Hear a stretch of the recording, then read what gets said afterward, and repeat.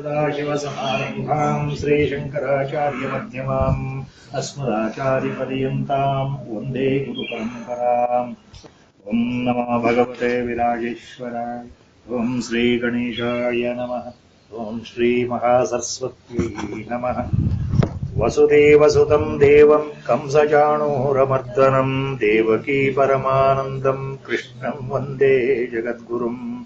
मोघम् करोति वाचालम् पङ्गुम् लङ्घयते गिरिम् यत्कृपातमहम् वन्दे परमानन्दमाधवम्। नारायणम् नमस्कृत्य नरम् चैव नरोत्तमम् देवीम् सरस्वतीम् व्यासम् ततो जयमुदीरयेत्। 10ನೇ ಶ್ಲೋಕಕ್ಕೆ ಹೋದ ಸಲ ಬಂದಿತ್ತು ವ್ಯಾಖ್ಯಾನ. ಅಪ್ ಟು 10th ಶ್ಲೋಕ of the 13th chapter Vibhaga Yoga. So the last 4-5 shlokas up to 10th shloka, the qualifications required in order to obtain the jnana. ಪರಮಾತ್ಮನನ್ನು ಹೊಂದಲಿಕ್ಕೆ ಅಥವಾ ಕ್ಷೇತ್ರಜ್ಞನ ಜ್ಞಾನವನ್ನ ಪಡೀಲಿಕ್ಕೆ ನಾವು ಏನು ಮಾಡಬೇಕು, ನಮ್ಮಲ್ಲಿ ಯಾವ ರೀತಿ ಯೋಗ್ಯತೆ ಇರಬೇಕು, ಸಾಧನೆ ಇರಬೇಕು ಅನ್ನೋದನ್ನು ಹೇಳಿದ್ದಾನೆ ಪರಮಾತ್ಮ. ಈ ಎಲ್ಲ ಸಾಧನೆಗಳು ನಮ್ಮಲ್ಲಿ ಸಂಪನ್ನವಾದರೆ ನಮಗೆ ಅರ್ಹತೆ ಬಂದ್ಬಿಡುತ್ತೆ. ಜ್ಞಾನೋದಯ ಆಗೋದಕ್ಕೆ ಇನ್ನು ಕಾಲವೇ ಮಿಂಚಿಲ್ಲ, ತಕ್ಷಣ ಆಗುತ್ತೆ ಆತರ್ಕತೆಯಿಂದ ಅಂತ ಒಳಗಿನ ಅರ್ಥ. ಈ 11ನೇ ಶ್ಲೋಕದಲ್ಲಿ ಈ ವಿಷಯವನ್ನು ಪರಿಸಮಾಪ್ತಿ ಮಾಡ್ತಾ ಇದ್ದಾನೆ ಭಗವಂತ. ಇನ್ನು 12ನೇ ಶ್ಲೋಕದಿಂದ ಏನ್ ಹೇಳ್ತಾನೆ ಭಗವಂತ ಅಂದ್ರೆ, ಹಾಗಾದ್ರೆ ಆ ಜ್ಞಾನ ಅಂದ್ರೆ ಏನು? ಆ ಜ್ಞಾನ ಯಾವುದನ್ನು ನಾವು ಹೊಂದಬೇಕು ಜೀವನದಲ್ಲಿ, ಆ ವಸ್ತು, ಅದನ್ನ ಜ್ಞಾನ ಅಂತ ಕರೆದ್ರೆ ಆ ಜ್ಞಾನದ ಪರಿಕಲ್ಪನೆ ಏನು ಅಂದ್ರೆ, ಆ ಬ್ರಹ್ಮ ತತ್ವ ಅಂದ್ರೆ ಏನು ಅಂತ ಮುಂದೆ ಶುರು ಆಗುತ್ತೆ. ಪರಬ್ರಹ್ಮ ಅಂದ್ರೆ ಏನು, ನಮ್ಮ ಭಾಷೆಯಲ್ಲಿ ಹೇಳಬೇಕು ಅಂದ್ರೆ ಭಗವಂತ ಅಂದ್ರೆ ಏನು, ಯಾವುದನ್ನ ನಮಗೆ ಹೇಳಲಿಕ್ಕೆ ಬರೋಲ್ವೋ ಸ್ವತಃ ಭಗವಂತನೇ ಭಗವಂತನ ಬಗ್ಗೆ ವ್ಯಾಖ್ಯಾನ ಕೊಡೋದು ಅಂತ. ಭಗವತ್ ತತ್ವ ಅಂದ್ರೆ ಏನು ಅನ್ನೋದನ್ನ ಮುಂದೆ ಹೇಳುತ್ತೆ, ಮುಂದೆ ಬರೋದು 12ನೇ ಶ್ಲೋಕದಿಂದ.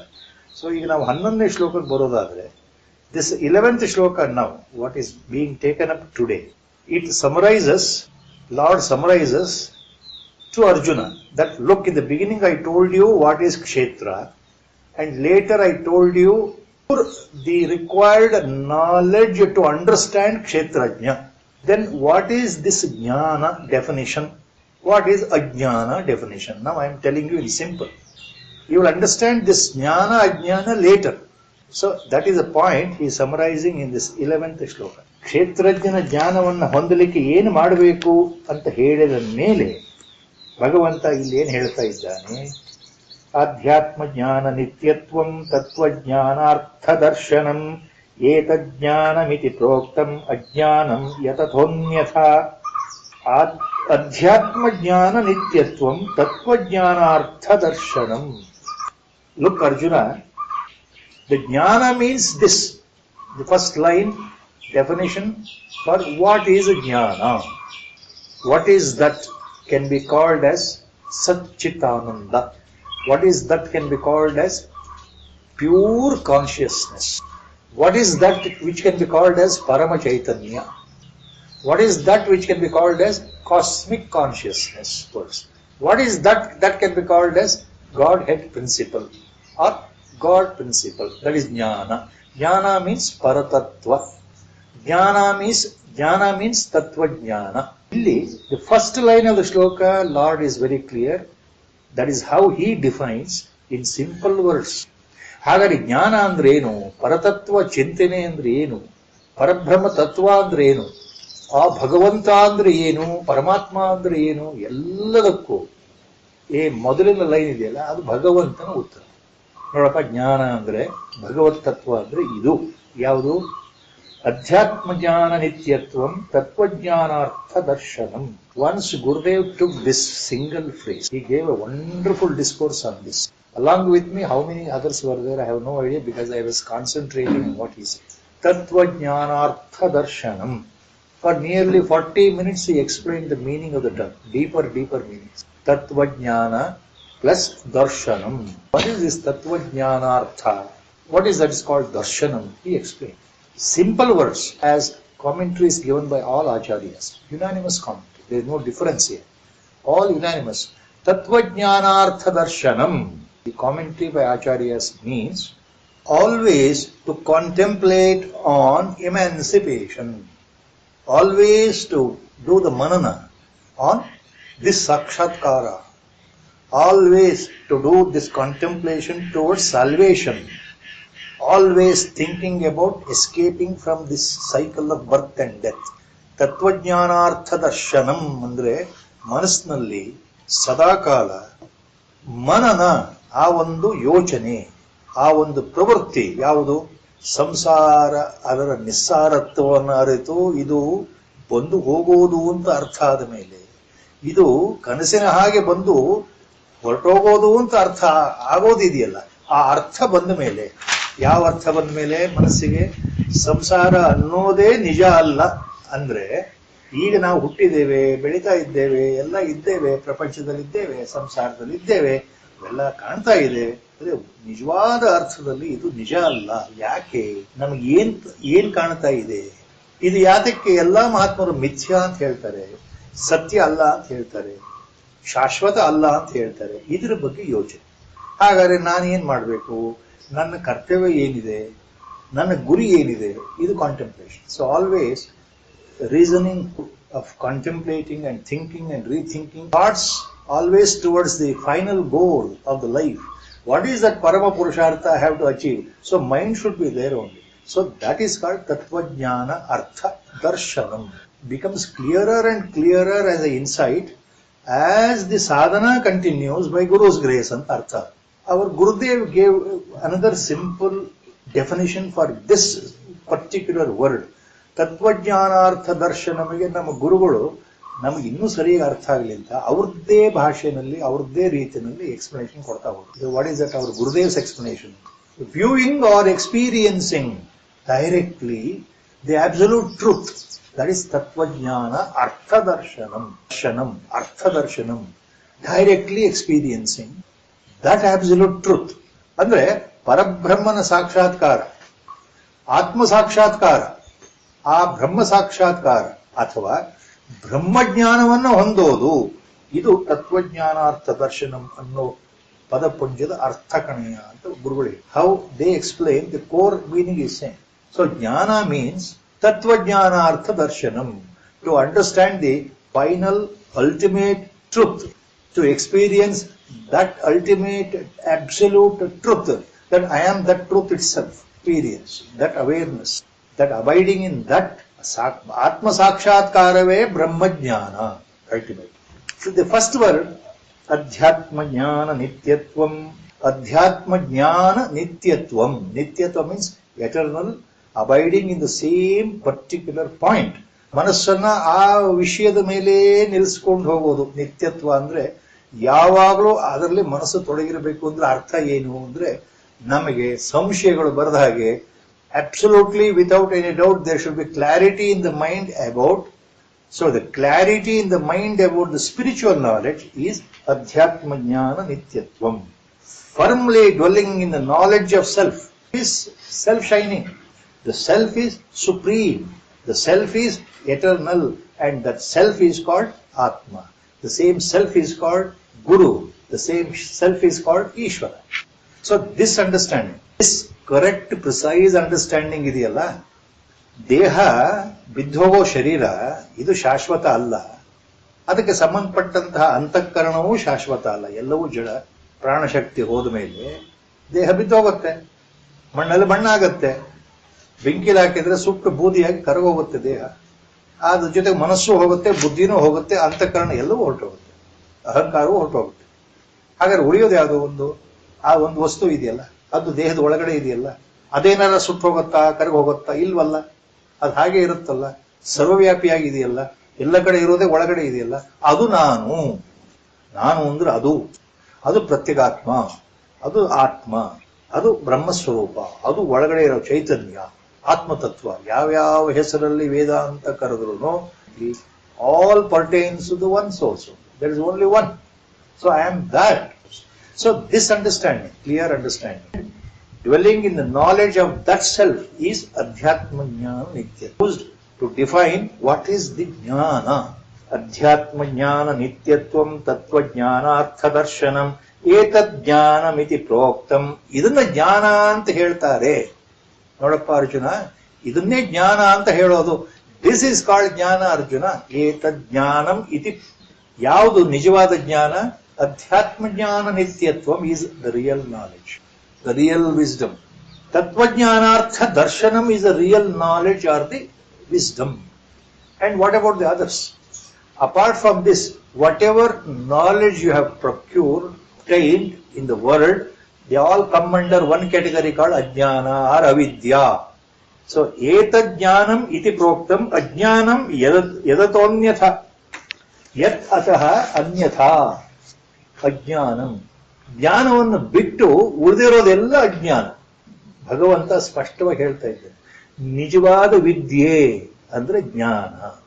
ಆ ವೇದಾಂತದಲ್ಲಿ ವಿದ್ಯೆ ಶಬ್ದಕ್ಕೆ ಅರ್ಥ ಇದೆ. That vidya is not the educational qualification as we call here in our worldly life. In our worldly life, knowledge means some qualification. You are a Vedic scholar, Sanskrit scholar, educational qualification with the degrees and postgraduate degrees, they all come under knowledge in our sense. But Vedanta, in philosophy, Vidya means the real knowledge. Jnana is called Vidya. That real knowledge is Vidya. Rest of it all avidya. Adhyatma jnana nityatvam tattva jnanartha darshanam etadjnanam iti proktam ajnanam yadatonyatha. ಉಳಿದದ್ದು ಎಲ್ಲ ಅಜ್ಞಾನವೇ. ಇದು ಒಂದು ವಿಷಯ. ಆತ್ಮಜ್ಞಾನವನ್ನ ಹೊಂದೋದು ಬಿಟ್ರೆ ಉಳಿದದ್ದು ನಾವು ಏನು ತಿಳ್ಕೊಂಡ್ರು is coming under avidya or ajnana. ಇಷ್ಟು ಹೇಳಿದ ಮೇಲೆ Lord comes to the main point. Now I have told you about kshetra so far. I have told you about what qualification you should have to understand kshetrajna. ಕ್ಷೇತ್ರ ಅಂದ್ರೆ ಏನು ಅಂತ ಹೇಳಿದ್ನಲ್ಲಪ್ಪ ಅರ್ಜುನ. ಕ್ಷೇತ್ರಜ್ಞ ಅಂತನೂ ಹೇಳಿದೆ. ಆ ಕ್ಷೇತ್ರಜ್ಞನ ಯಾರು ಅಂತ ನೀವು ತಿಳ್ಕೊಳ್ಬೇಕಾದ್ರೆ ಏನ್ ಮಾಡಬೇಕು ಅಂತ ಹೇಳಿದೆ. ಈವಾಗ ಹಾಗಾದ್ರೆ ಕ್ಷೇತ್ರಜ್ಞನ ವರ್ಣನೆ ಏನು, ಕ್ಷೇತ್ರಜ್ಞನ ಗುಣಲಕ್ಷಣಗಳು ಏನು ಸ್ವಲ್ಪ ಹೇಳ್ತೇನೆ ಕೇಳಪ್ಪ Arjuna. So now he starts from 12th information on the jneyam. Jneyam is a word used in Sanskrit philosophy which is worth knowing. That which is worth having is called ಜ್ಞೇಯಂ. The final goal where we have to reach, the ultimate goal in our life, that is called Jneyam. What is that ultimate goal? We have to reach God. ಜೀವನದ ಕೊನೆಯ ಉದ್ದೇಶ ಯಾವುದಪ್ಪ? ಮುಖ್ಯವಾದ್ದು ಅಂದ್ರೆ ಪರಮಾತ್ಮನ ಸೇರೋದು, ಪರಮಾತ್ಮನ ದರ್ಶನ, ಪರಮಾತ್ಮನ ಸಾಕ್ಷಾತ್ಕಾರ, ಪರಮಾತ್ಮನಲ್ಲಿ ಐಕ್ಯ ಆಗೋದು. ಯಾವ ಶಬ್ದ ಹೇಳಿದ್ರು ಅದೇನೆ. Ultimately we have to reach God. We have to merge in God. We have to get eternal salvation. We should not be born again. So that is called Jneyam. So in other words, Jneyam andre enu? In simple, the core meaning of the term Jneyam means Lord himself. Paratattva, Brahmatattva, Paramatma andre Jneyam. ಯಾವುದನ್ನು ನಾವು ಹೊಂದಬೇಕೋ ಆ ವಸ್ತು ಯಾವುದು? ಬ್ರಹ್ಮ ಪದಾರ್ಥ. So Jneyam means Parabrahma ವಸ್ತು. Jneyam means Godhead himself. Jneyam means Brahma Padartha, ultimate definition. So Lord says, Jneyam yat tat pravakshami yajñatvam amrutam ashnute. Yajñatva amrutam ashnute. Jneyam yat tat pravakshami. So what is that Jneyam? Now I am going to tell you, Arjuna. Yajñatva amrutam ashnute. ಯಾವುದನ್ನ ತಿಳ್ಕೊಂಡ್ರೆ, ಯಾವುದನ್ನ ಅರ್ಥಕೊಂಡ್ರೆ ನೀನು ಅಮರತ್ವವನ್ನು ಹೊಂದುತ್ತೀಯ. By knowing which you become immortal. Simple meaning. Now I am going to tell you about what is to be ultimately understood. What is that goal to reach? What is that worthwhile knowing? By knowing that you become immortal. ಯಜ್ಞಾತ್ವ, ಯಾವುದನ್ನ ತಿಳ್ಕೊಂಡ ನಂತರ ಅಮೃತಂ ಅಶ್ನುತೆ, ನೀನು ಅಮೃತವನ್ನು ಹೊಂದುತ್ತೀಯ ಅಂದ್ರೆ ಅರ್ಥ ಏನು? ನೀನು ಅಮರತ್ವವನ್ನು ಹೊಂದುತ್ತೀಯ ಅಂದ್ರೆ ನಿನಗೆ ಮತ್ತೆ ಪುನರ್ಜನ್ಮ ಇಲ್ಲ, ನೀನು ಮತ್ತೆ ಭೂಮಿಗೆ ಬರೋದಿಲ್ಲ, ನಿನಗೆ ಮತ್ತೆ ಹುಟ್ಟು ಅನ್ನೋದಿಲ್ಲ, ನೀನು ಪರಮಾತ್ಮನನ್ನೇ ಸೇರ್ಬಿಡ್ತೀಯ, ಐಕ್ಯವಾಗಿ ಬಿಡ್ತೀಯ ಅನ್ನೋ ಅರ್ಥ. ಪ್ರವಕ್ಷ್ಯಾಮಿ ಯಜ್ಞಾತ್ವಾ ಅಮೃತಮಶ್ನುತೆ ಅನಾದಿಮತ್ ಪರಂ ಬ್ರಹ್ಮ ನ ಸತ್ತನ್ಯಾ ಸದುಚ್ಯತೆ. So the jneyam is nothing but. So what is the jneyam? ಅನಾದಿಂ ಮತ್ ಪರಂ ಬ್ರಹ್ಮ. Mat Parabrahmam, Parabrahma, Param Brahma, that is which is beginningless, and that itself is Parabrahma Tattva. That is itself is. So that is Jnana. And that Brahma Tattva or Paramatma Tattva or Parabrahma Tattva, Brahma Padartha, whatever name, Asad Uchyate, na Sattan, na Saduchyate, andre, if you split that, na Sat, so that Vastu, Jnayam, which is Parabrahma itself, neither it is Sat, nor it is Asat. ನೋಡಪ್ಪ, ಆ ಜ್ಞೇಯ ವಸ್ತುವೇ ಪರಬ್ರಹ್ಮ ವಸ್ತು. ಆದಿ ಇಲ್ಲದೆ ಇರತಕ್ಕಂಥ ವಸ್ತು, ಅನಾದಿಯಾಗಿರ್ತಕ್ಕಂಥ ವಸ್ತು. Eternally it is present. It is present as it is. The way it should be, it is present.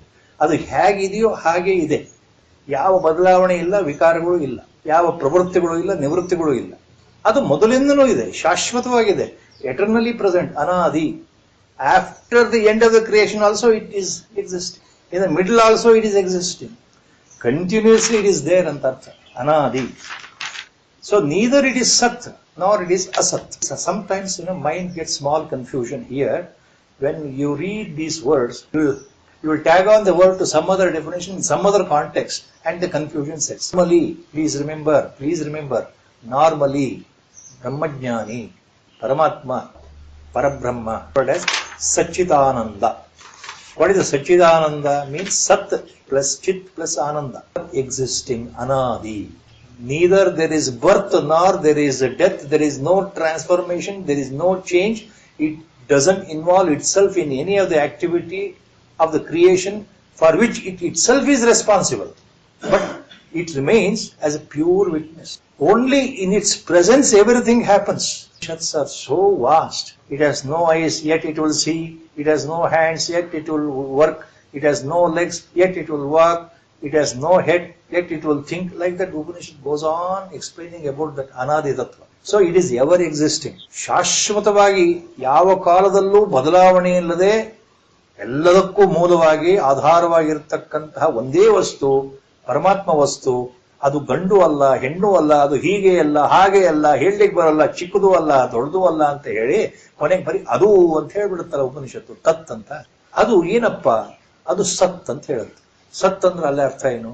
English translation of the philosophical word sat in Vedantic awareness. Prajna. It's always aware. It's always aware of itself. ಆ ಪ್ರಜ್ಞೆ ಇದೆಯಲ್ಲ, ವಿಶ್ವಾತ್ಮ ಪ್ರಜ್ಞೆ ಇದೆಯಲ್ಲ, ಸಮಷ್ಟಿ ಪ್ರಜ್ಞೆ, that is called, and it is full of bliss. Mattenu illa ananda. See, that bliss is different from the happiness word we use in our sense. Pleasure, happiness we use for our life. We are happy, we are unhappy, we expect a lot of pleasurable things in life. Adu in our sense. But the word bliss is beyond this. It is beyond the mind, beyond the intellect. So always it is a blissful state ante. Ananda. ಆ ಆನಂದ ಯಾವುದು? ನಾವು ತಿಳ್ಕೊಂಡಿದ್ದ ಆನಂದ ಅಲ್ಲ. ಅದಕ್ಕೆ ಲಕ್ಷ ಲಕ್ಷ ಲಕ್ಷ ಪಾಲು ದೊಡ್ಡದು. ಹೇಳಲಿಕ್ಕೆ ಬರೋಲ್ಲ, ಮಾತಾಡ್ಲಿಕ್ಕಾಗಲ್ಲ. ಅದು ಅನುಭವಿಸುವಂತಹದ್ದು ಸದಾಕಾಲ ಆನಂದ ಸ್ಥಿತಿ. ಅದನ್ನ ಅಲ್ಲಿ ಪರಬ್ರಹ್ಮ ವಸ್ತು ಪರಮಾತ್ಮನಿಗೆ ಏನಂತ ಹೇಳ್ತಾರೆ ವೇದಾಂತದಲ್ಲಿ ಅಂದ್ರೆ ಪರಮಾತ್ಮ ಪರಬ್ರಹ್ಮ ವಸ್ತು ಸಚ್ಚಿದಾನಂದ. ಎ ಬ್ರಹ್ಮಜ್ಞಾನಿ ಯಾವಾಗಲೂ ಸಚ್ಚಿದಾನಂದ ಸ್ವರೂಪ ಅಂತ ಹೇಳುತ್ತೆ Vedanta. Knowledgeable person who has a knowledge of Brahma is always referred as Satchidananda Swarupa. He himself is Sat, he himself is Chit, and he himself is Ananda Swarupa. So the definition of Sat there is different. That Parabrahma Vastu is neither Sat. Right? Just now you said the Upanishad says that Parabrahma Vastu is Satchidananda Swarupa. Parabrahma Vastu is Sat Swarupa. It is neither Sat nor Asat, opposite word. ಅದು ಸತ್ತು ಅಲ್ಲ ಅಸತ್ತು ಅಲ್ಲ ಅಂತ ಭಗವಂತ ಹೇಳ್ತಾ ಇದ್ದಾನೆ. ಹಾಗಾದ್ರೆ ನಾವೇನ್ ತಿಳ್ಕೊಂಡಿದೀವಿ? ನಾವೆಲ್ಲ ಓದಿದೀವಲ್ಲ, ಸಚ್ಚಿದಾನಂದ ಸ್ವರೂಪ ಭಗವಂತ, ಸತ್ ಸ್ವರೂಪ, ಚಿತ್ ಸ್ವರೂಪ, ಆನಂದ ಸ್ವರೂಪ ಅಂತ ಓದಿದೀವಿ. ಇಲ್ಲಿ ಭಗವಂತನೇ ಏನ್ ಹೇಳ್ತಾ ಇದ್ದಾನೆ? ಆ ಪರಬ್ರಹ್ಮ ವಸ್ತು ಸತ್ತು ಅಲ್ಲ ಅಸತ್ತು ಅಲ್ಲ ಅಂತ ಹೇಳ್ತಾ ಇದ್ದಾನೆ. ಹಾಗಾದ್ರೆ ಇದು ಯಾವ ಸತ್ತು? ವಾಟ್ ಈಸ್ ದಿಸ್ ಸತ್? ದಿಸ್ ವರ್ಡ್ ಸತ್ ಅಂಡ್ ಅಸತ್ is, as Acharya say, here sat means sense. What we are seeing, this world, ಕಣ್ಣಿಗೆ ಕಾಣ್ತಾ ಇರೋ ಪ್ರಪಂಚ, ವಿಶ್ವ, ಈ ಜಗತ್ತು ಕಾಣ್ತಾ ಇದೆ, ನೋಡ್ತಾ ಇದ್ದೇವೆ, ಅನುಭವಿಸ್ತಾ ಇದ್ದೇವೆ, ಹೌದಾ? ಗೋಚರವಾಗ್ತಾ ಇದೆ. ಅನುಭವಕ್ಕೆ ಬರ್ತಾ ಇದೆ ಅಲ್ಲ, ಅನುಭವಕ್ಕೆ ಬರ್ತಾ ಇದೆ, ಕೇಳ್ತಾ ಇದ್ದೀವಿ, ನೋಡ್ತಾ ಇದ್ದೀವಿ. ಯಾವುದು ಅನುಭವಕ್ಕೆ ಬರ್ತಾ ಇದೆಯೋ, ಯಾವುದು ಗೋಚರ ಆಗ್ತಾ ಇದೆಯೋ ಅದು ಸತ್. ಹಾಗಾದ್ರೆ ಇಷ್ಟೇನ ಪ್ರಪಂಚ ಅಂತಂದ್ರೆ ಅಲ್ಲ. ನಮಗೆ ಕಾಣದೇ ಇರೋ ಕೆಲವು ಇದಾವೆ, ಗೋಚರ ಆಗದೇ ಇರೋದು ಇದಾವೆ, ಅವ್ಯಕ್ತವಾಗಿರೋದು ಇದೆ, ನಮ್ಗೆ ಗೊತ್ತಿಲ್ಲ. ನಮಗ್ ಕಾಣ್ತಾ ಇಲ್ಲ ಅಂದ್ರೆ ಅವು ಇಲ್ಲ ಅಂತ ಅರ್ಥ ಅಲ್ವಲ್ಲ. ನಮಗ್ ಕಾಣದೇ ಇರೋ ವಸ್ತು ಇದೆ, ಅದು ಅಸತ್ಯ. ಅದು ಹಾಗಾದ್ರೆ ಕಾಣದೇ ಇರೋ ವಸ್ತು ಏನಿರ್ಬೋದು? ಪರಮಾತ್ಮ, ಸ್ವರ್ಗ, ನರಕ, ಪುಣ್ಯಲೋಕಗಳು, ಅಧೋಲೋಕಗಳು, ಇವು ನಾವು ಹೇಳ್ತೀವಿ, ಆದ್ರೆ ನಮ್ಮ ಕಣ್ಣಿಗೆ ಕಾಣಲ್ವಲ್ಲ. ಸ್ವರ್ಗ ಕಲ್ಪನೆ ಇದೆ, ನರಕ ಕಲ್ಪನೆ ಇದೆ, but we don't see that. ದೇವತೆಗಳು ಕಲ್ಪನೆ ಇದೆ, ಪರಮಾತ್ಮ ಇದ್ದಾನೆ ಕಲ್ಪನೆ ಇದೆ, we don't see him. So ಯಾವುದು ಕಣ್ಣಿಗೆ ಕಾಣೋದಿಲ್ವೋ, ಗೋಚರ ಅಲ್ಲವೋ, ಅದು ಅಸತ್. So what is manifested is ಸತ್, what is unmanifested is asat. So in this context, Lord says that Brahmavastu is neither sat nor asat. It is beyond these two. It is beyond manifested world and it is beyond unmanifested world. ಎಲ್ಲಕ್ಕೂ ಆಚೆ ಇದೆಯಪ್ಪ ಅದು. ನೀವು ನೋಡೋ ಪ್ರಪಂಚಕ್ಕೂ ಭಿನ್ನವಾಗಿರುತ್ತದ್ದು. ನಿಮ್ಮ ಕಲ್ಪನೆ ಇರತಕ್ಕಂಥ ಸ್ವರ್ಗ ನರಕಾದಿಗಳು ಪುಣ್ಯಲೋಕಗಳು ಅದಕ್ಕಿಂತಲೂ ಭಿನ್ನವಾಗಿರ್ತಕ್ಕಂಥದ್ದು ಅದು ಬ್ರಹ್ಮ ಪದಾರ್ಥ. That is god. God is beyond all these things which you can think, which you can see, which you cannot see. ಆ ದೃಷ್ಟಿಯಿಂದ ಭಗವಂತ, in that context he says, ಅನಾದಿಂ ಮತ್ ಪರಮಂ ಬ್ರಹ್ಮ ನ ಸತ್ತನ್ನಾಸದುಚ್ಯತೆ. ಸೊ ಅಬೌಟ್ ದಿಸ್ ಬ್ರಹ್ಮ ಪದಾರ್ಥ ಜ್ಞೇಯಂ ಅದೇ. ಹಾಗಾದ್ರೆ ಈ ಕ್ಷೇತ್ರಜ್ಞ ಅಂದ್ರೆ ಜ್ಞೇಯ, ಅಲ್ಟಿಮೇಟ್ಲಿ ಕ್ಷೇತ್ರಜ್ಞ ಅಂತಂದ್ರೆ ಬ್ರಹ್ಮವಸ್ತು, ಕ್ಷೇತ್ರಜ್ಞ ಅಂದ್ರೆ god. So now he is explaining what is the attributes of this ಜ್ಞೇಯ ವಸ್ತು, what is to be known. ತಿಳಿಯಬೇಕಾದಂತಹ, ಹೊಂದಬೇಕಾದಂತಹ, ಗುರಿ ಸೇರಬೇಕಾದಂತಹ ಪದಾರ್ಥ ಏನಿದೆಯಲ್ಲ ಅದು ಏನಪ್ಪ ಅರ್ಜುನ ಅಂದ್ರೆ, ನೋಡಪ್ಪ ಆ ಜ್ಞೇಯ ವಸ್ತು ಏನು ಅಂದ್ರೆ, ಆ ಆತ್ಮತತ್ವ ಅಂದ್ರೆ ಏನಪ್ಪ ಅಂದ್ರೆ, ಸತ್ತು ಅಸತ್ತು ಆಚೆ ಇದೆ ಅಂತ ಹೇಳಿದ ಮೇಲೆ, ಅದು ಅನಾದಿ ಅಂತ ಹೇಳಿದ ಮೇಲೆ, ಅದೇ ಪರಬ್ರಹ್ಮ ವಸ್ತು ಅಂತ ಹೇಳಿದ ಮೇಲೆ ಅದನ್ನ ಹೇಳ್ಬೇಕಲ್ಲ. ಆ ಪರಬ್ರಹ್ಮ ವಸ್ತು ಪರಮಾತ್ಮ ತತ್ವ ಏನು ಹೇಗಿದೆ ಅಂದ್ರೆ, ಸರ್ವತಃ ಪಾಣಿಪಾದಂ ತತ್ಸರ್ವತೋ ಕ್ಷಿರೋಮುಖಂ ಸರ್ವತಃ ಶ್ರುತಿ ಮಲ್ಲೋಕೆ ಸರ್ವಮಾವೃತ್ಯ ತಿಷ್ಠತಿ. These are the attributes in general sense. ಆ ಬ್ರಹ್ಮತತ್ವ ಪರಮಾತ್ಮ ಹೇಗಿದ್ದಾನೆ, ಹೇಗೆ ಅರ್ಥಕೊಳ್ಬೇಕು, ಯಾವ ರೀತಿ ತಿಳ್ಕೊಳ್ಬೇಕು? ನೋಡಪ್ಪ ಅರ್ಜುನ, ಪರಂ ಬ್ರಹ್ಮ ವಸ್ತು ಆರ್ ಜ್ಞೇಯಂ ವಸ್ತು ಸರ್ವತಃ ಪಾಣಿಪಾದಂ ತತ್ ಸರ್ವತಃ ಅಕ್ಷಿ ಶಿರೋಮುಖಂ ಸರ್ವತಃ ಶ್ರುತಿಮತ್ ಲೋಕೆ. 3 examples yesterday. See, it has got sarvatah panipadam. It has got numerous thousands of legs and hands. Panipadam. Tat sarvatah akshi shiromukham. Thousands of heads. In all directions the face is there. Faces are there. It can walk everywhere. It can catch anything. So thousands of, all symbolic meaning. ನೋಡಪ್ಪ, ಇದಕ್ಕೆ ಸಾವಿರಾರು ಕೈಗಳಿದೆ, ಸಾವಿರಾರು ಕಾಲುಗಳಿದೆ, ತಲೆಗಳಿದೆ, ಮುಖಗಳಿದೆ, ಕಣ್ಣುಗಳಿದೆ ಅಂದ್ರೆ ವಿಶ್ವರೂಪ ದರ್ಶನದಲ್ಲಿ ಏನು ತೋರಿಸಿದ್ದ ಭಗವಂತ ಅದನ್ನೇ ಹೇಳ್ತಾ ಇದ್ದಾನೆ. ನೀನು ಊಹೆ ಮಾಡ್ಕೊಳ್ಳೋದಾದ್ರೆ ಬ್ರಹ್ಮ ಪದಾರ್ಥ ಹೇಗಿರಬಹುದು ಅನ್ನೋದಕ್ಕೊಂದು ಉದಾಹರಣೆ ಅಷ್ಟೇ. It is a symbolic representation of that unmanifest. ಸರ್ವತಃ ಶ್ರುತಿಮಲ್ಲೋಕೆ ಸರ್ವತಃ ಶ್ರುತಿಮತ್ ಲೋಕೆ. ಅದು ಎಲ್ಲ ಕಡೆ ಕಿವಿ ಇದೆ ಅದಕ್ಕೆ ಅಂತ, ಪ್ರಪಂಚದಲ್ಲಿ ಎಲ್ಲವನ್ನೂ ಕೇಳಿಸ್ಕೊಳ್ಳೋ ಶಕ್ತಿ ಇದೆ ಅದಕ್ಕೆ. So it can hear everything in the world, in the universe. It can see everything in the universe. It can go anywhere in the universe or reach anywhere in the universe. Sarvam avrutya tishtati. It has covered everything. Sarvam avrutya tishtati. It has covered everything and it is staying. This Brahma Padartha, Sarvam avrutya tishtati. ಅದು ಹೇಗಿದೆಯಪ್ಪ ಅಂದ್ರೆ ಎಲ್ಲವನ್ನು ಒಳಗೊಂಡಿದೆ, ಎಲ್ಲವನ್ನು ವ್ಯಾಪಿಸಿಕೊಂಡಿದೆ. It has covered the whole thing, the entire universe, what you can think of. Visible, invisible worlds you can think of. Sarvam avrutya tishtati. Again are represented in different ways. Sarvam avrutya comes in Isha idam sarvam yat kincham jagatyam jagat. Vasyamidam sarvam. Whole thing is covered by this vastu. Paramatma vastu He gives beautiful example. ಅವರು ಇದಕ್ಕೆ ವ್ಯಾಖ್ಯಾನ ಕೊಡೋದು ಎಷ್ಟು ಚೆನ್ನಾಗಿರುತ್ತೆ ಅಂದ್ರೆ ನಮ್ಗೆ ಅರ್ಥ ಆಗ್ಬಿಡ್ಬೇಕು. ಇದಕ್ಕೆ ಹೇಳ್ತಾರೆ ಸರ್ವಂ ಆವೃತ್ತಿ ಅನ್ನೋದಕ್ಕೆ ಒಂದ್ ಕಡೆ ಹೇಳ್ತಾರೆ. It is encompassing everything. It covers the whole thing. For example, that means don't think that there is a tea in the teacup. Our Gurudev's example. You have the tea in the teacup. Liquid tea is inside the teacup. What you are going to drink, correct? But don't think Brahmavastu is like a tea inside the teacup. Example he gives again. Apple is there inside that fruit. The sense of apple juice. Brahmavastu is not like that. ನಾವು ಸೇಬಿನ ಹಣ್ಣಿನಲ್ಲಿ ಆ ಸೇಬಿನ ರುಚಿ ಇರ್ತಕ್ಕಂತಹ ಅದನ್ನ ಹಿಂಡಿದರೆ mixie ಒಳಗೆ ಹಾಕಿ grind ಮಾಡಿದ್ರೆ ಅದರದ್ದು ರಸ ಬರುತ್ತಲ್ಲ. ಸೇಬಿನ ಹಣ್ಣಿನಲ್ಲಿ ಸೇಬಿನ ರಸ ಇದೆ. ಹಾಗೆ ನಾವು ಟೀ ಹಾಕಿರತಕ್ಕಂತಹ ಒಂದು ಕಪ್ನಲ್ಲಿ ಒಳಗಡೆ ಟೀ ಇದೆ. ಬ್ರಹ್ಮವಸ್ತು ಹಾಗಲ್ಲಪ್ಪ ಅಂತ ಹೇಳಿದ್ವಿ. It is not only inside. ಸರ್ವಂ ಆವೃತ್ಯ ಅಂದ್ರೆ not only it is encompassing from inside in every cell of the body, in every atom molecule of the matter, it is also outside completely enveloping. So it is both inside enveloping, outside enveloping, everywhere. ಅದು ಒಳಗೂ ಇದೆ ಹೊರಗೂ ಇದೆ ಅಂತ ಹೇಳಿದ್ರು.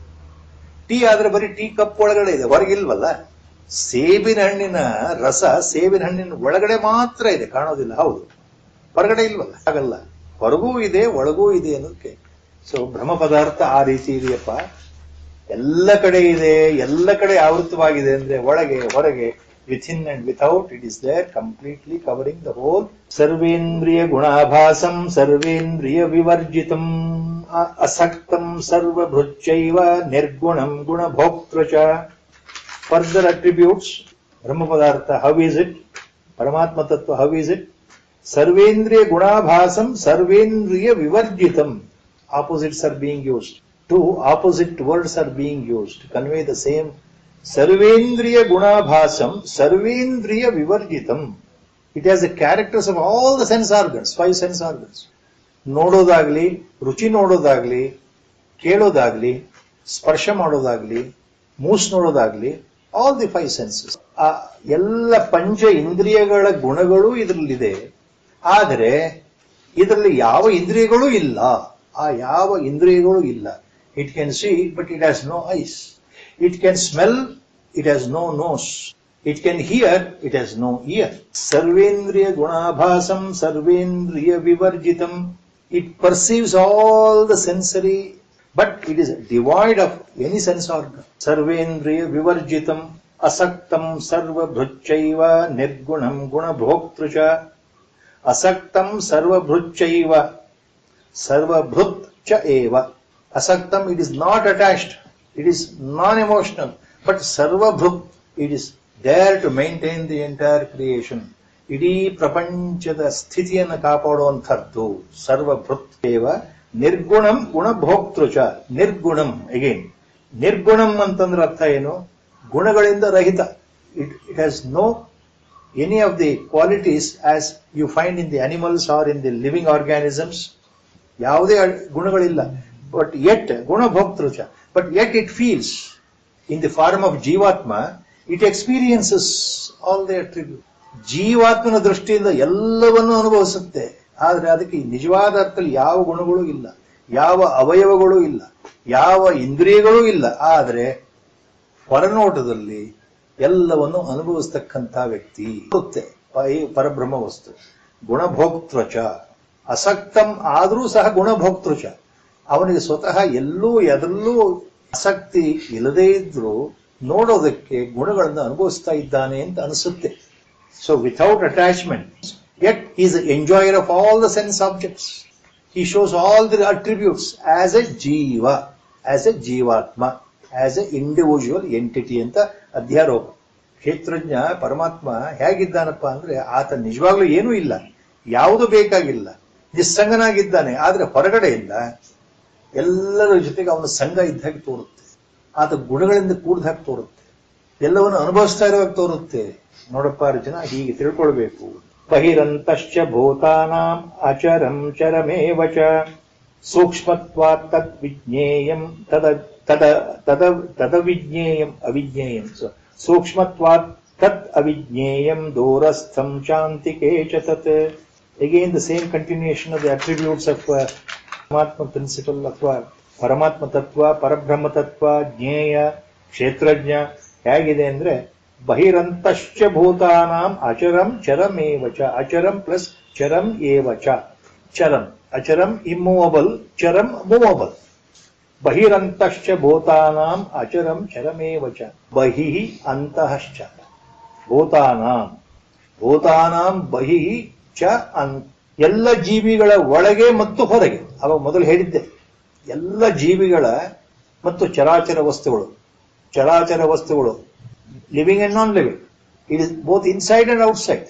So this Paratattva, it is inside and outside of all the objects, of all the creatures, and of all the materials, both living and non-living, movable and immovable. It is Bahirantasya Bhutanam Acharam Charamevacha. Sukshmatvat Avidneyam Durastham Cha Antike Cha Tat. Durastham Chantike. Chantike, if you split cha plus antike. Sukshmatvat ada avidneyam durastham cha antike cha tat. Sukshmatvat ಬಹಳ ಸೂಕ್ಷ್ಮವಾಗಿದೆ. ಸೂಕ್ಷ್ಮಾತಿ ಸೂಕ್ಷ್ಮವಾಗಿದೆ. ಕಣ್ಣಿಗೆ ಕಾಣದೇ ಇರತಕ್ಕಂಥ ಅತಿ ಸೂಕ್ಷ್ಮ ವಸ್ತುವಿನಲ್ಲಿ ಸೂಕ್ಷ್ಮ. It is subtler than the subtlest. Invisible, ಅವ್ಯಕ್ತ. Smaller than the smallest ಅಂತ ಉಪನಿಷತ್ ಸೇಸ್ ಅಲ್ಲ. ಅಣೋರಣೀಯಾನ್. Same thing here. ಸೂಕ್ಷ್ಮತ್ವ. Smaller than the smallest. Avidneyam. It cannot be understood easily. It cannot be understood at all. ಅದು ನಮ್ಮ ತಿಳುವಳಿಕೆಯಿಂದ ದೂರ ಇದೆ. ಸುಮ್ಮನೆ ನಮ್ಮ ಬುದ್ಧಿಯಿಂದ ಮನಸ್ಸಿನಿಂದ ಅದನ್ನು ತಿಳಿಯಕ್ಕೆ ಸಾಧ್ಯ ಇಲ್ಲ. By our intelligence and logic, we cannot understand. The intelligence fails here to understand what is this Brahma Tattva. It is something not like a book knowledge. It is not like the knowledge of the world where you read a book and understand. You read a book, understand the concept, and you say you know physics, you know chemistry, you know mathematics. It is not like that. Avijñātam. ಅದು ನಮ್ಮ ಬುದ್ಧಿಗೆ ಅರ್ಥ ಆಗದೇ ಇರೋ ವಸ್ತು, ಈ ಮನಸ್ಸಿಗೂ ಅರ್ಥ ಆಗದೇ ಇರೋ ವಸ್ತು. ಯಾಕೆ? ವೇದಾಂತ ಬಹಳ ಸ್ಪಷ್ಟವಾಗಿ ಹೇಳುತ್ತೆ. ಬುದ್ಧಿ ಮತ್ತು ಮನಸ್ಸಿಗೆ ಅರ್ಥ ಆದಂತೆ ತೋರಿದರೂ ಸಹ ಅನುಭವಕ್ಕೆ ಬರುದೇನೆ, ಅದು ಗುರುಮುಖೇನ ಕೃಪೆಯಿಂದ ಬರುದೇನೆ, ಅದು ಈ ಜನ್ಮಕ್ಕೂ ಅರ್ಥ ಆಗದಿರೋ ವಸ್ತು. ಯಾಕೆ? ಅನುಭವಕ್ಕೆ ಬಂದಿಲ್ಲ. Until that awareness is established inside without any doubt by the God's grace or Guru's grace, it is not felt inside. So without that direct experience, the mind, whatever it thinks that it has understood, intelligence, whatever it thinks that it has understood, it is not the real understanding ಅಂತ ಹೇಳ್ತಾರೆ. ಇದು ಬುದ್ಧಿಗೆ ಮನಸ್ಸಿಗೆ ಅರ್ಥ ಆಗೋ ವಸ್ತು ಅಲ್ಲ ಅಂದ್ರೆ ಅದಕ್ಕೂ ಮೀರಿದ ವಸ್ತು. ಆ ಪರಮಾತ್ಮನ ಕೃಪೆಯಿಂದಲೇ ಆ ಪರಮಾತ್ಮ ತತ್ವ ನಮಗೆ ತಿಳಿಬೇಕು, ಒಳಗಡೆ ಇಳಿಬೇಕು. ಗುರುಕೃಪೆಯಿಂದ ಆಗುವಂತ ವಸ್ತು. ಅದು ಗುರುಕೃಪೆಯಿಂದ ಆಗುವಂಥದ್ದು, ನಮ್ಮ ಪ್ರಯತ್ನದಿಂದ ಅಲ್ಲ ಅಂತ ಎಲ್ಲಾ ಮಹಾಪುರುಷರು ಸಾರಿ ಸಾರಿ ಹೇಳಿರ್ತಕ್ಕಂಥ ಇದು ಸಾಧ್ಯ ಆಗೋದು ಯಾವಾಗ ಅಂದ್ರೆ ನಮ್ಮ ಸಂಪೂರ್ಣ ಶರಣಾಗತಿ ಇದ್ದಲ್ಲಿ, ಭಗವಂತನಲ್ಲಿ ಸಂಪೂರ್ಣ ಶರಣಾಗತಿ ಇದ್ದಲ್ಲಿ, ಗುರುತತ್ವದಲ್ಲಿ ಸಂಪೂರ್ಣ ನಂಬಿಕೆ ಇದ್ದಲ್ಲಿ, ಯಾವುದೋ ಒಂದು ಸುಮುಹೂರ್ತದಲ್ಲಿ ಕಾಲ ಕೂಡಿ ಬಂದಾಗ, ಪಕ್ವವಾದಾಗ ಆ ಗುರುಕೃಪೆಯಿಂದ ತಾನಾಗಿ ಒಂದೇ ಕ್ಷಣದಲ್ಲಿ ಆಗ್ತಕ್ಕಂಥ ವಸ್ತು ವಿಷಯ ಯಾವುದು? ಆತ್ಮನ ಅರಿವು. Not by mental contemplation. ಅದಕ್ಕೆ ಸೂಕ್ಷ್ಮತ್ವ ಅಂತ ಭಗವಂತ ಹೇಳ್ತಾರೆ. ಯಾಕೆ? ಅವಿಜ್ಞಾತಂ.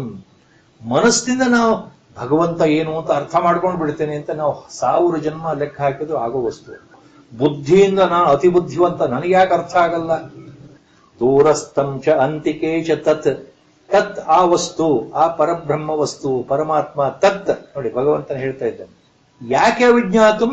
Why it is not understood? Why I cannot understand? Why I am not aware of that principle inside? Logically I know. Gurudev says, Mahatmans say that the Atma is inside. Yes, I know that. Simply I will say, I know that. It is not that real knowledge. When I say simply, I know that. It cannot be known like that. Enter inside and flood like a thunderbolt, one fine. That happens by Guru's grace. Or till that time, I can only say, I know that, but that is not the real knowledge. Durastham cha antike. It is far away, ದೂರ. ಯಾಕಪ್ಪ ಅದು ಅರ್ಥಕೊಳ್ಳಕ್ಕಾಗಲ್ಲ ಅಂದ್ರೆ ಭಗವಂತ ಇಲ್ಲಿ ಒಂದು ಪದ ಪ್ರಯೋಗ ಮಾಡಿದ್ದಾರೆ. ಯಾಕೆ ಅರ್ಥ ಆಗಲ್ಲಪ್ಪ ನಿನಗೆ ಭಗವಂತ ಅಂದ್ರೆ, ನೋಡಪ್ಪ ಅದು ಭಗವಂತ ತುಂಬಾ ದೂರ ಇದ್ದಾನೆ, ತುಂಬಾ ಹತ್ರ ಇದ್ದಾನೆ. ಎಲ್ಲರೂ ಹೇಳ್ತಾ ಇದ್ದಾರೆ, both words opposites again. That principle is very far away and it is very near. It is so near you cannot see it. It is so far away you cannot see it. It is the logical way of putting things. When something is very near to your iris, pupil region of the eye, almost touching your pupil region of the eye, ಅಂದ್ರೆ ಕಣ್ಣು ಗುಡ್ಡೆ ಹತ್ತಿರದಲ್ಲೇ ತಾಕೋ ಹಾಗೆ ಒಂದು ವಸ್ತುನ ಹೀಗಿಟ್ರೆ ಅದು ಏನು ಅಂತ ನಿಮಗೆ ಗೊತ್ತಾಗಲ್ಲ. ಸ್ವಲ್ಪ ದೂರದಲ್ಲಿ ಇದ್ರೆ ಗೊತ್ತಾಗತ್ತೆ, ಇದು ಒಂದು 3 ಇಂಚು ಗೊತ್ತಾಗುತ್ತೆ ಇದೇನು ಅಂತ. ಹಾಗೆ ಸ್ವಲ್ಪ ದೂರದಲ್ಲಿದ್ರೆ ಗೊತ್ತಾಗುತ್ತೆ, ತುಂಬಾ ದೂರ ಹೋದ್ರೆ ಗೊತ್ತಾಗುತ್ತೆ. If it is two near any object, two far away from the eyesight, it is invisible. Same common sense example lord is using. ನೋಡಪ್ಪ ಅದು ತಿಳ್ಕೊಳಕ್ಕಾಗಲ್ಲ, ಯಾಕೆಂದ್ರೆ ತುಂಬಾ ದೂರ ಇದೆ, ಇಲ್ಲ ತುಂಬಾ ಹತ್ರ ಇದೆ. This point is already there in Upanishad. What lord has use, ದೂರಸ್ಥಂ ಚಾಂತಿಕೆ ತದ್ದೂರಂ ಚ ಅಂತಿಕೆ ಚ ದೂರಸ್ಥಂ ಚಾಂತಿಕೆ. Now the other meaning is, why Lord says it is very far away? Because most of the people who are in ಅಜ್ಞಾನ, ಸಾಮಾನ್ಯವಾಗಿ ನಮ್ಮ ವ್ಯವಹಾರ ಜಗತ್ತಿನಲ್ಲಿ ಬಹಳಷ್ಟು ಜನರು ಅಜ್ಞಾನದಲ್ಲೇ ಇರೋದ್ರಿಂದ, ಮಾಯೆಯಲ್ಲೇ ಇರೋದ್ರಿಂದ, ಅವಿದ್ಯೆಯಲ್ಲೇ ಮುಳುಗಿರೋದ್ರಿಂದ, ಅದು ಅಜ್ಞಾನ ಅಂದ್ರೆ ಮನೋಭ್ರಾಂತಿ, ತಾಮಸ ವೃತ್ತಿ. Most of the people are in the darkness, they are in ಅಜ್ಞಾನ, they are in tamas. So it is very far away, they cannot see it. This God principle, ಈ ಭಗವತ್ ತತ್ವ, ಪರಬ್ರಹ್ಮ ಸಾಕ್ಷಾತ್ಕಾರ ಅವ್ರಿಗೆ ಯಾಕೆ ಆಗಲ್ಲ ಅಂದ್ರೆ ಅವರು ಅಜ್ಞಾನದಲ್ಲಿದ್ದಾರೆ, ತಮಸ್ನಲ್ಲಿದ್ದಾರೆ ಜನಗಳು. ಆದ್ರೆ ತುಂಬಾ ದೂರ ಇದೆ, ಅವ್ರಿಗೆ ಕಾಣೋದೇ ಇಲ್ಲ, ಅವ್ರಿಗೆ ಅದ್ರ ಬಗ್ಗೆ ಅನುಭವನೇ ಬರೋದಿಲ್ಲ, ತಿಳುವಳಿಕೆನೇ ಬರೋದಿಲ್ಲ. ಇನ್ನ ತುಂಬಾ ಹತ್ತಿರದಲ್ಲಿದೆ, ಅದು ಯಾರಿಗೆ ಅರ್ಥ ಆಗತ್ತೆ? ಒಳಗೆ ಇದೆ, ನನ್ನ ಒಳಗೆ ಇದೆ. ಸತ್ವಗುಣ ಪ್ರಧಾನ ಜನಗಳಿಗೆ ಅದು ಅರ್ಥ ಆಗ್ಬಿಡುತ್ತೆ. ಭಗವಂತನ ಹೊರಗಡೆ ಹುಡುಕ್ಬೇಕಾಗಿಲ್ಲ, ಒಳಗೆ ಇದ್ದಾನೆ. ಸತ್ವಗುಣ ಪ್ರಧಾನವಾಗಿರ್ತಕ್ಕಂತಹ ಜನಗಳಿಗೆ, ಸಾಧನೆ ಮಾಡತಕ್ಕಂಥ ಅಧ್ಯಾತ್ಮ ಜ್ಞಾನದಲ್ಲಿ ಮಾರ್ಗದಲ್ಲಿ ಇರೋರಿಗೆ ಭಗವಂತ ಹತ್ರ ಇದ್ದಾನೆ ಅಂತ ಅವ್ರಿಗೆ ಅನುಭವಕ್ಕೆ ಬರುತ್ತೆ. This unknowable, it is so near, yet it is so far. It is so near for spiritually aspirant people. It is so far away for spiritually ignorant people. About ಬ್ರಹ್ಮತತ್ವ, ಸೇಮ್ ಪರಮಾತ್ಮ. ಮತ್ತೇನ್ ಹೇಳ್ತಾ ಇದ್ದಾನೆ ಭಗವಂತ? ಆ ಬ್ರಹ್ಮತತ್ವ ಪರಮಾತ್ಮ ಹೇಗಿದ್ದಾನೆ ಅಂದ್ರೆ, ಅರ್ಜುನ ಅವಿಭಕ್ತಂ ಚ ಭೂತೇಷು ವಿಭಕ್ತಂ ಇವ ಚ ಸ್ಥಿತಂ, ಅವಿಭಕ್ತಂ ಚ ಭೂತೇಷು ವಿಭಕ್ತಂ ಇವ ಚ ಸ್ಥಿತಂ, ಭೂತ ಭರ್ತೃ ಚ ತಜ್ಞೇಯಂ ಗ್ರಸಿಷ್ಣು ಪ್ರಭವಿಷ್ಣು ಚ ತಜ್ಞೇಯಂ ಗ್ರಸಿಷ್ಣು ಪ್ರಭವಿಷ್ಣು ಚ. ಗಾಡ್ ಪ್ರಿನ್ಸಿಪಲ್ ಅವಿಭಕ್ತಂ ಚ ಭೂತೇಷು ವಿಭಕ್ತಂ ಇವ ಚ ಸ್ಥಿತಂ. Though it is one, ಅವಿಭಕ್ತ, it is not divisible, it is indivisible, ಇರೋ ಒಂದೇ ಪದಾರ್ಥ. ಆದ್ರೆ ಪ್ರಪಂಚದಲ್ಲಿ, ಈ ವಿಶ್ವದಲ್ಲಿ ಎಲ್ಲ ಪ್ರಾಣಿಗಳಲ್ಲಿ ಬೇರೆ ಬೇರೆ ಬೇರೆಯಾಗಿ ಖಂಡವಾಗಿ ಕಾಣ್ತಾ ಇದ್ದಾನೆ, ವಿಭಕ್ತವಾಗಿ ಕಾಣ್ತಾ ಇದೆ. What is indivisible looks like divided in each and every individual. Each individual has Atma. So it looks as if there are different thousands of Atma, though it is only one. He appears to be divided in each individual. ಇರುವುದು ಒಂದೇ ವಸ್ತು ಆದರೂ ಅವಿಭಕ್ತಂ ಭೂತೇಷು ವಿಭಕ್ತಂ ಇವ ಚ ಸ್ಥಿತಂ. ಇರುವುದು ಒಂದೇ ಬ್ರಹ್ಮ ಪದಾರ್ಥ, ಒಂದೇ ಪರಮಾತ್ಮ. ಆದ್ರೆ ಪ್ರತಿಯೊಂದು ಪ್ರಾಣಿಗಳಲ್ಲಿ, ಜೀವ ಸಂಕುಲಗಳಲ್ಲಿ ಬೇರೆ ಬೇರೆಯಾಗಿ ಕಾಣ್ತಾ ಇದ್ದಾನಲ್ಲ. 10 ಜನ ಇದ್ರೆ 10 ಜನರಲ್ಲೂ ಈತನಲ್ಲೂ ಆತ್ಮ ಇದ್ದಾನೆ, ಆತನಲ್ಲೂ ಆತ್ಮ ಇದ್ದಾನೆ, ಇನ್ನೊಂದು ವ್ಯಕ್ತಿಯಲ್ಲೂ ಆತ್ಮ ಇದ್ದಾನೆ ಅಂತ ಹೇಳ್ತೇವೆ. ಹಾಗಾದ್ರೆ ಬೇರೆ ಬೇರೆ ಅಂತ ಅನ್ಸುತ್ತಲ್ವ? ಇರೋದು ಒಂದೇ ವಸ್ತು, ಹಾಗೆ ತೋರುತ್ತೆ. ಯಾಕೆಂದ್ರೆ ಅನೇಕ ವಿಧವಾದ ಜೀವಿಗಳು, ಲಕ್ಷಾಂತರ ಜೀವಿಗಳು, ಕೋಟ್ಯಾಂತರ ಜೀವಿಗಳು ಉತ್ಪತ್ತಿ ಆಗಿರೋದ್ರಿಂದ ಬ್ರಹ್ಮ ಸಂಕಲ್ಪದಲ್ಲಿ, ಹಾಗೆಯೇ ಭಗವಂತ ಆತ್ಮ ಸ್ವರೂಪನಾಗಿ ಎಲ್ಲಾ ಜೀವಿಗಳಿಂದ ಬೇರೆ ಬೇರೆ ಬೇರೆಯಾಗಿ ಇದ್ದಾನೆ ಅಂತ ತೋರುತ್ತಪ್ಪ. ಆದ್ರೆ ಹಾಗಲ್ಲ. ವಸ್ತು ಸ್ಥಿತಿ ಏನು ಅಂದ್ರೆ, ಇರೋದು ಒಂದೇ ವಸ್ತು, ಇರೋ ಒಂದೇ ವಸ್ತು, ಅಲ್ಲೇ ಬೇರೆ ಬೇರೆ ಬೇರೆ ಕಾಣ್ತಾ ಇದ್ದಾನೆ. ಆಚಾರ್ಯ Shankara Bhagavatpada, he gives the famous Vedantic example to explain this point. Famous Vedantic example. ನಮ್ಮ ವೇದಾಂತದಲ್ಲಿ ಒಂದು ಪ್ರಸಿದ್ಧವಾದ ಉದಾಹರಣೆ ಇದೆ. ಯಾವುದು?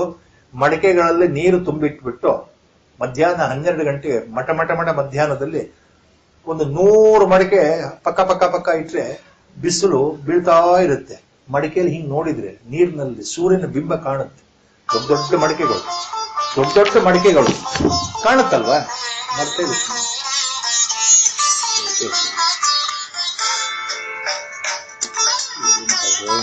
ಹಾಗೆ ಇದು ಹೇಗೆ ಮಾಡೋದು? ಅವಿಭಕ್ತಂ ಚ ಭೂತೇಷು ವಿಭಕ್ತಂ ಇವ ಚ ಸ್ಥಿತಂ. ಆಚಾರ್ಯರು ಉದಾಹರಣೆ ಕೊಡ್ತಾರೆ ಇದಕ್ಕೆ. ವೇದಾಂತದ ಬಹಳ ಮುಖ್ಯವಾದ ಉದಾಹರಣೆ. 100 ಮಡಿಕೆ ಗಡಿಗೆಗಳನ್ನು ಇಟ್ಟುವಾಗ ನೀರು ತುಂಬಿದಾಗ ಸೂರ್ಯ ಇರೋದು ಒಬ್ಬನೇ ಆದ್ರೂ ಅದರ ಪ್ರತಿಬಿಂಬ ಎಲ್ಲಾ ಗಡಿಗೆಗಳು ಕಾಣ್ತಾ ಇರುತ್ತೆ, ಬೇರೆ ಬೇರೆ. ಸೊ ಪ್ರತಿಯೊಂದು ಗಡಿಗೆಯಲ್ಲೂ ಸೂರ್ಯ ಕಾಣ್ತಾ ಇದ್ದಾನೆ. The reflection of sun is visible as if there are 100 parts, 100 reflections are visible, but there is only one. So this is a clear-cut example. Lord himself says, avibhaktam cha bhuteshu vibhaktam iva cha sthitam. Clear-cut example of what? Clear-cut example Lord is mentioning about Advaita Sthiti. There is only one principle, there is only one God. Whatever name you call, in whatever form you worship, it is only one. The same one principle appears in so many ways, in so many forms. ಇರುವ ಒಂದೇ ಪದಾರ್ಥ, ಒಬ್ಬ ವಸ್ತು, ಒಬ್ಬನೇ ಪರಮಾತ್ಮ ವಸ್ತು, ಬೇರೆ ಬೇರೆ ರೂಪಗಳಲ್ಲಿ ನಾಮ ರೂಪಗಳನ್ನು ಹೊಂದಿ ಪೂಜೆಗೊಳ್ತಾನಪ್ಪ ಅನ್ನೋ ಅರ್ಥ. ನಿರ್ವಿಕಲ್ಪ ನಿರ್ವಿಶೇಷ ಕೇವಲ ಅದ್ವೈತ ಸ್ಥಿತಿ. ಭೂತ ಭರ್ತ ಚ ತಜ್ಞೇಯಂ ಗ್ರಸಿಷ್ಣು ಪ್ರಭವಿಷ್ಣು ಚ uses again all the 3 important attributes. ಭೂತ ಭರ್ತ, ದಟ್ ಬ್ರಹ್ಮ ಪದಾರ್ಥ ಇಸ್ ಭೂತ ಭೃತ್. ಭೂತ ಭೃತ್ ಅಂದ್ರೆ ಏನರ್ಥ? ಪಾಲನೆ ಮಾಡೋನು. he maintains the entire universe, maintains the creation. Vishnu ರೂಪದಲ್ಲಿ. ಪ್ರಭವಿಷ್ಣು, the one who is responsible for, he acts as a creator. ಭೂತ ಭೃತ್ acts as a sustainer. ಗ್ರಸಿಷ್ಣು acts as a destroyer. ಈ ಮೂರನ್ನು ಭಗವಂತ ಹೇಳ್ತಾ ಇದ್ದಾನೆ. ಭಗವತ್ ತತ್ವ ಹೇಗೆ ಅಂದ್ರೆ, ಆತ ಸೃಷ್ಟಿಕರ್ತನೂ ಹೌದು, ಸೃಷ್ಟಿಯನ್ನ ಪಾಲಿಸೋನು ಹೌದು, ಮತ್ತೆ ಸೃಷ್ಟಿಯ ಸಂಹಾರ ಮಾಡೋನು ಅವನೇ ಅಂತ ಹೇಳ್ತಾ ಇದ್ದ. So is a creator, sustainer, destroyer. He is always only one, ಅವಿಭಕ್ತಂ. God is only one. See this shloka by Acharya, clear cut explanation about Advaita ಸ್ಥಿತಿ, ನಿರ್ವಿಕಲ್ಪ ನಿರ್ವಿಶೇಷ ಕೇವಲ ಅದ್ವೈತ ಸಿದ್ಧಾಂತ. Cut, no ambiguity here. ವಸುದೇವಸುತಂ ದೇವಂ ಕಂಸಚಾಣೂರಮರ್ದನಂ ದೇವಕೀ ಪರಮಾನಂದಂ ಕೃಷ್ಣಂ ವಂದೇ ಜಗದ್ಗುರುಂ. ಮೋಕಂ ಕರೋತಿ ವಾಚಾಲಂ ಪಂಗಂ ಲಂಘಯತೆ ಗಿರಿಂ ಯತ್ಕೃಪಾತಮಹಂ ವಂದೇ ಪರಮಾನಂದಮಾಧವಂ. ನಾರಾಯಣಂ ನಮಸ್ಕೃತ್ಯ ನರಂ ಚೈವ ನರೋತ್ತಮಂ